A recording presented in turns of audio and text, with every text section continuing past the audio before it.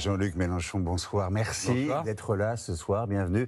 Vous avez 72 ans, vous êtes le leader de la France Insoumise, vous avez été candidat à l'élection présidentielle en 2022 où vous avez obtenu près de 22% des voix et vous menez campagne pour les législatives avec le nouveau Front Populaire. Objectif, la victoire pour l'union de la gauche. Alors on va parler ensemble de votre place dans l'Alliance, du pouvoir d'achat. Ma place personnelle. Ouais. Et du pouvoir d'achat et de la sécurité. Mais pour commencer, on vient de voir une ville très ancrée à gauche qui bascule pour le RN. Ça vous inspire quoi? Si vous voulez, je ne suis pas vraiment surpris. Ce n'est pas un phénomène local. Il ne faut pas en mettre ça sur le dos des gens qui s'y trouvent. Nationalement, les gens sont arrivés, surtout les gens simples, les gens qui travaillent, les gens qui... a l'impression que personne ne s'intéressait à eux, que leur situation était toujours plus difficile, que les services publics s'effondraient, et que, en gros, la gauche, la droite, c'était tout pareil. Jusqu'à ce que je prenne l'initiative de mettre en route une autre gauche, une gauche de rupture avec l'ordre établi, eh bien, la pente était prise. Et ma foi, maintenant, nous mobilisons, nous expliquons, il y a une alternative. Et c'est pourquoi on dit que maintenant, ça se termine entre, d'un côté, le Rassemblement national, c'est-à-dire chacun pour soi, en fonction de sa religion, de sa couleur de peau, etc., ou tous ensemble, qui est le programme de l'Union populaire. Donc, nous sommes dans ce moment compliqué où il faut se battre, voilà, et convaincre, parce qu'une démocratie, c'est quand même ça, c'est l'un convainc ou pas l'autre, et il faut accepter que, pour finir, c'est le peuple qui décide, et lui seul. Avec un mot-clé, la coopération, c'est ce que vous venez de dire, la voilà rassemblée. Donc moi, je crois à l'entraide, c'est-à-dire, prenons un peu de hauteur 2 secondes. L'humanité est confrontée à un défi qu'elle n'a jamais eu, c'est-à-dire tout à la fois la catastrophe climatique et la menace de guerre partout. Donc, il y a 2 solutions quand vous êtes comme ça. Soit vous dites, je m'en tire moi, je vais y arriver. Je vous dis, c'est une erreur. Ou bien vous pensez que c'est tous ensemble, par l'entraide, la coopération, l'aide mutuelle, et se soucier de l'autre comme de soi-même. Et l'union de la gauche, donc, car elle est là, cette union de la gauche. On est à 3 jours du premier tour. Jean-Luc Mélenchon, François Hollande le week-end dernier, Raphaël Glucksmann, Marine Tondelier, François Ruffin et Olivier Faure hier, Fabien Roussel, donc, encore ce matin, tous vos partenaires l'affirment, vous ne serez pas Premier ministre. Est-ce que ce soir, vous nous le confirmez officiellement, les yeux dans les yeux?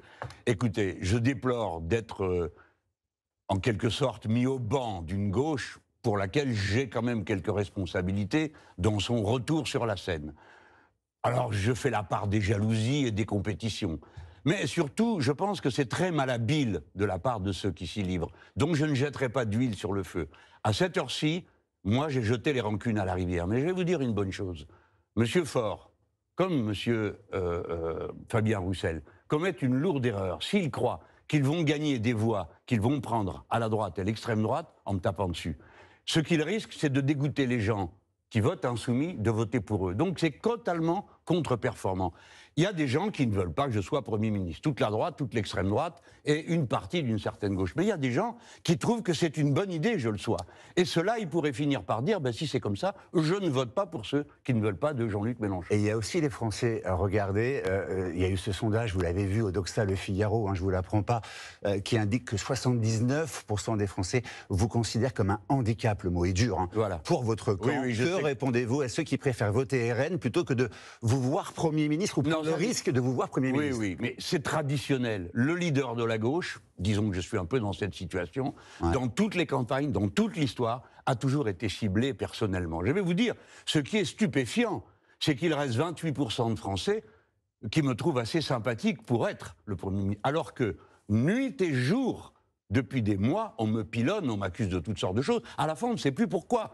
Quelle est la raison pour laquelle il n'en voudrait pas? Mais ce que je veux dire, je l'ai dit le premier soir. Il y a 2 ans, j'étais candidat à l'être avec l'accord de tout le monde. On m'a demandé si je voulais l'être. Je me dis, je m'en fous. Et là, vous l'êtes toujours ce soir, visiblement.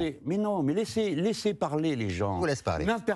Parce que j'ai dit une fois, je souhaite être remplacé. Personne n'en a tenu compte. J'ai déjà dit, je ne m'élimine pas, souffrez-le. Vous-même, vous ne vous éliminez pas de la capacité à être à cette place. Eh bien, mais je ne m'impose pas. Mais ça ne suffit pas. Certains voudraient que je sois rayé de la carte. Alors, je ne parle pas de mes partenaires, je parle de nos adversaires d'extrême droite et de droite, c'est-à-dire la Macronie. Et ces gens sont d'accord entre eux. Je le comprends, c'est la vie de la démocratie. Mais je n'ai pas de raison, tout d'un coup, de devoir répondre... Et de céder. Et donc, aucune raison de céder. Comment réagissez-vous? Mais non, ça ne se présente pas Comment comme ça. réagissez-vous? À la fin, il y aura une proposition qui ira à tout le monde. Naturellement, c'est nous les insoumis, si nous sommes les plus nombreux, qui proposeront un Premier ministre ou une Première ministre. Et si c'est quelqu'un d'autre, nous verrons à ce moment-là comment ça se présente. Il n'y a pas de difficulté. C'est une erreur de nos partenaires. À peine l'encre était-elle sèche de notre accord, de recommencer le petit jeu meurtrier. Comment vous réagissez, Jean-Luc Mélenchon, aux accusations très graves selon lesquelles vous auriez favorisé la montée de l'antisémitisme depuis le 7 octobre et aidé le RN à gagner en respectabilité? Voilà. Alors, c'est deux accusations dont je ne savais pas qu'on allait parler, mais parlons-en. La première est une infamie. Elle n'est fondée sur rien, prouvée par rien. Je n'ai jamais fait l'objet d'une poursuite sur ce sujet.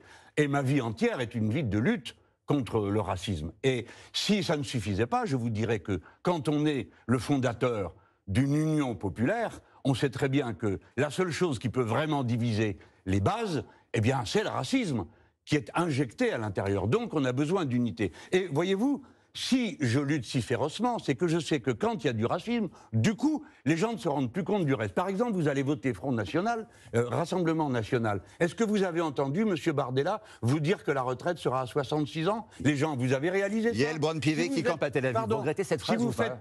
Jean-Luc Mélenchon. Attendez, laissez-moi répondre. Le choix de mes réponses, je l'ai ou pas? Oui, vous l'avez. Vous parlez mais moi, j'ai mes questions aussi. Oui. Alors, terminons, et après, on passera à la suite des calomnies à mon sujet. Donc, commençons. On passera au programme après. Oui. Ah, c'est important. Non, oui, le programme, bien sûr, c'est important. La preuve, vous parlez d'autre chose et surtout de bêtises. C'est dans l'actualité. Allez-y. Allez. Vous parlez tout seul, c'est mieux. Non, mais Yael Braun-Pivet qui campe à Tel Aviv. Est-ce que c'est une phrase que vous regrettez, Jean-Luc Mélenchon? Pourquoi je la regretterais? Je ne sais pas, je vous pose la question. Mais non, mais vous posez des questions qui... J'étais en train de vous dire, c'est avec des questions comme celle-là, des absurdités. En quoi le mot camper, camping, est-il antisémite? Est-ce qu'on peut dire Camp David, où se trouvait le représentant de l'État d'Israël et M. Yasser Arafat, on ne peut plus le prendre? Tout ça est absurde. C'est un procès d'intention qui m'est fait. Quand on fait ça, du coup, on ne parle pas du reste. M. Bardella a dit avant-hier qu'il ferait la retraite à 66 ans. Est-ce qu'on peut parler d'une folie pareille aux braves gens qui se disent « je vais voter pour M. Bardella ». Mais on peut parler maintenant de votre programme très concrètement, parce que vous proposez plusieurs choses très importantes. D'augmenter le SMIC à 1600 € en 15 jours après votre éventuelle arrivée au pouvoir. On l'a compris. Comment répondez-vous aux PME qui affirment ne pas pouvoir se le permettre, certaines, et ceux qui disent que cela entraînera nécessairement une hausse des prix? Voilà.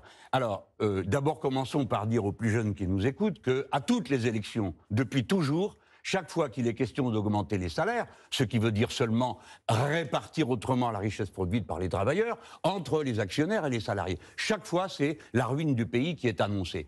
L'autre pays a augmenté en une nuit, monsieur, de 35% le SMIC. La France est toujours là. C'était en 1968. Les Espagnols, l'année dernière et l'année d'avant, ont augmenté de 30%. Qui craignent de ne pas avoir les moyens de J'ai compris payer, votre question, supportez ma réponse et ne les répétez pas sans arrêt, ça va nous aider à aller plus vite. Tout à l'heure, vous me disiez qu'il faut être concis. Ça vaut aussi pour les questions. C'est vrai, vous avez raison. Vous m'avez fait perdre une petite minute. Donc, regardons bien. J'étais en train de vous dire que les Espagnols ont augmenté le SMIC de 30% et ont créé 840 000 emplois. Donc, il faut arrêter avec c'est la ruine. Maintenant, voyons ce qui se passe avec l'augmentation du SMIC. D'abord, monsieur, il faut dire à ceux qui nous écoutent que 80% des smicards sont des femmes. Nous parlons donc du salaire féminin.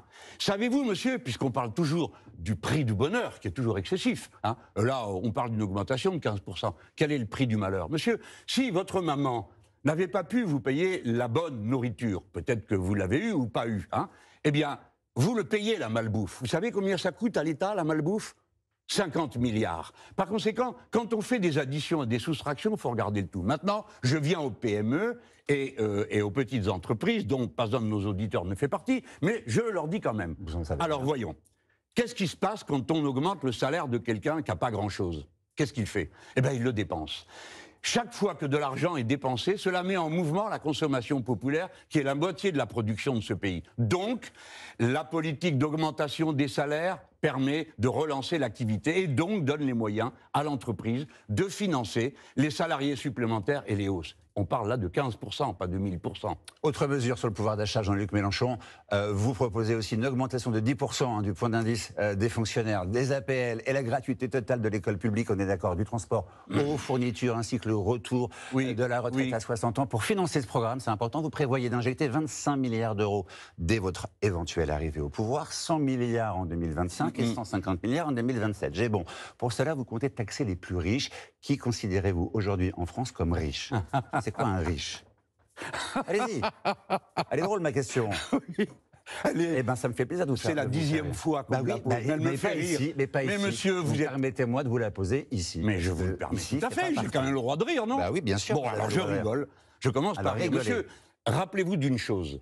Au cours des 10-15 dernières années, il s'est transféré 223 milliards. Vous venez de parler là, à l'instant, de quelques dizaines de milliards et 200 milliards. 223 milliards de cadeaux fiscaux, d'aides de toutes sortes qui ont été faites pour les actionnaires. Par conséquent, il n'est pas vrai que le pays soit pauvre. Nous pouvons financer tout ça. Vous avez parlé de l'école gratuite. Toute l'école gratuite, c'est 8 milliards. Tout gratuit. La nourriture, les fournitures. 8 milliards, c'est la moitié du nouvel impôt sur la fortune que nous allons créer. Mais je vais vous prendre un exemple très simple, puisqu'on n'arrête pas de parler de l'autorité à l'école. 3 gamins par classe arrivent le ventre vide. Ce qui signifie que donner la cantine gratuite, savez-vous combien ça coûte? Combien ça coûte? Je vous ai pas dit que c'était mal de donner la cantine. J'ai pas dit. Comment vous financez ça grâce aux riches, qui sont les riches? Vous m'avez pas répondu. Oui, mais donc ça va venir. C'est tout. Non, mais là, il nous reste 3 minutes. Peut-être bien, qu'on avance, cher Jean-Luc Mélenchon. Mais monsieur, attendez, moi, je pose aussi. Je suis correct. Un peu correct. Je vous préviens simplement que l'horloge tourne. Bien sûr, oui. J'avais pas compris. Écoutez-moi, monsieur. Je viens de vous dire que la nourriture gratuite, c'est 2 milliards. C'est moins que l'impôt sur la fortune tel qu'il était quand il existait. Maintenant, nous venons aux riches. D'après les calculs, je peux vous dire la chose suivante. 92% des gens, c'est-à-dire jusqu'à 4 000 euros de revenus personnels, vous paierez moins. Puis, à partir de 4 000, par tête de pipe, vous paierez légèrement plus. Nous avons fait un simulateur.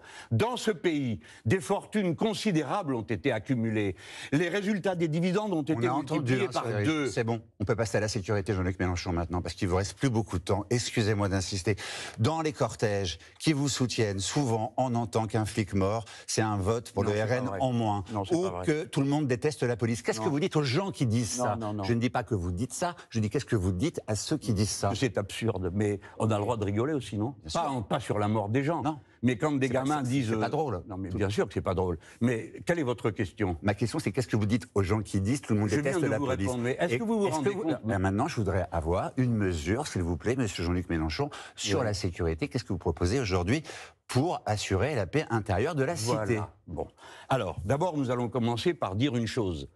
Plutôt que de frapper, entendez-moi pour la sécurité, plutôt que de frapper le petit exécutant, qu'il faut évidemment réprimer, il faut frapper à la tête le trafic d'êtres humains, le trafic de drogue, le trafic d'armes. Il y a 11 millions d'armes qui circulent dans ce pays. Et enfin, la délinquance en col blanc. Il faut donc davantage d'officiers de police judiciaire. Il faut donc que les officiers de police judiciaire puissent faire leur travail en tant qu'officiers de police judiciaire et abroger la réforme Darmanin. Et ensuite, il nous faut sur le terrain une police de proximité et pas de confrontation. Autrement dit, plus d'officiers de police, moins de cow-boys. Eh ben voilà, c'est terminé. Je vais vous remercier, cher Jean-Luc Mélenchon, d'être venu avec moi ce soir. Et j'ai une dernière question quand même. Quel est votre livre préféré? Vous avez une seconde pour me le donner. Pourquoi? Votre livre de chevet, en ce moment. Ah, en ce moment, non, c'est trop sérieux ce que je lis. Eh bien, merci. Je peux vous en recommander un? Allez-y. Vendredi ou les larmes du Pacifique. Merci Jean-Luc. De Michel Tournier. Merci Jean-Luc Mélenchon d'avoir été notre invité.